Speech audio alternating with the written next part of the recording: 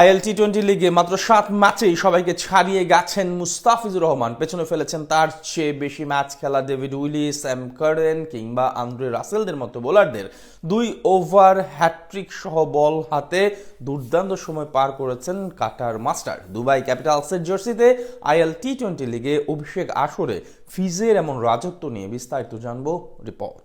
2025 সালটা একদম মন মতো কাটাচ্ছেন মুস্তাফিজুর রহমান। বিশেষ করে সংক্ষিপ্ত ফরম্যাটে দুরন্ত গতিতে ছুটে চলেছেন বামহাতি এই পেসার। জাতীয় দল তো বটেই, ফ্র্যাঞ্চাইজি টুর্নামেন্টগুলোতেও এখন অন্যতম হটকেকে পরিণত হয়েছেন দ্য ফিজ। গেল সপ্তাহে রেকর্ড দামে বিক্রিত হয়েছেন আইপিএল নিলামে। পাশাপাশি আইএল টি-20 লিগেও নজরকাড়া পারফরমেন্স করে মন জয় করে নিয়েছেন সকলের। টুর্নামেন্টটিতে মাত্র 7 ম্যাচ খেলেই পিছনে ফেলেছেন সময়ের অনেক সেরা বোলারদের। এমনকি তার ধারে কাছেও নেই রাশিদ খান, ডেভিড উইলি, মাথিসা পাতিরানার মতো আলোচিত বোলাররা।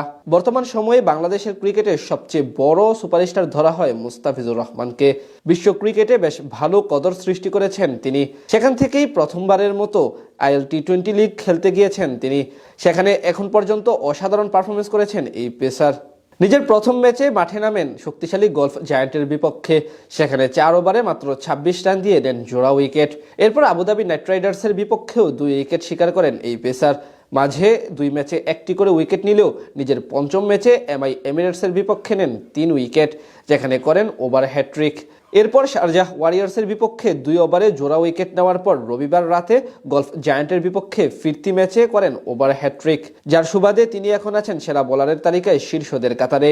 এবার আইএল টি-20 লিগে 8 ম্যাচে 11 উইকেট নিয়ে পঞ্চম সর্বাধিক উইকেট সংগ্রাহক তালিকার 5 নম্বরে আছেন আফগানিস্তানের লেগ স্পিনার নূর আহমেদ। তার উপরে আছেন অজয় কুমার। 8 ম্যাচে তিনি নিয়েছেন 12 উইকেট। আর 3-এ থাকা ডেজার্ট ভাইপার্সের বোলার খুজিমা তানভীর নিয়েছেন 13 উইকেট।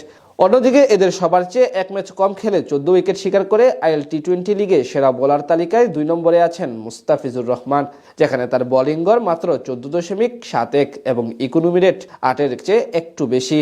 তার উপরে আছেন কেবল দুবাই ক্যাপিটালসের আরেক বোলার ওয়াকার সালাম খেল। তিনি অবশ্য ফিজের চেয়ে 1 ম্যাচ বেশি খেলে নিয়েছেন 1টি বেশি উইকেট। এছাড়া কমপক্ষে 20 ওভার বল করেছেন এমন বোলারদের মধ্যে সবচেয়ে ভালো বোলিং গড় দখল করে রেখেছেন মুস্তাফিজুর রহমান। একই শর্তে সবচেয়ে ভালো স্ট্রাইক রেটটাও ফিজের দখলে। সব মিলিয়ে বলা চলে আইএল টি-20 লিগে অসাধারণ সময় পার করছেন কাটার মাস্টার। এমন নজরকাড়া পারফরমেন্সের কারণেই তিনি এখন সবাইকে ছাড়িয়ে শীর্ষ 3-এ, এমনকি সবার নয়নের মধ্যমণিও হয়ে উঠেছেন কাটার মাস্টার।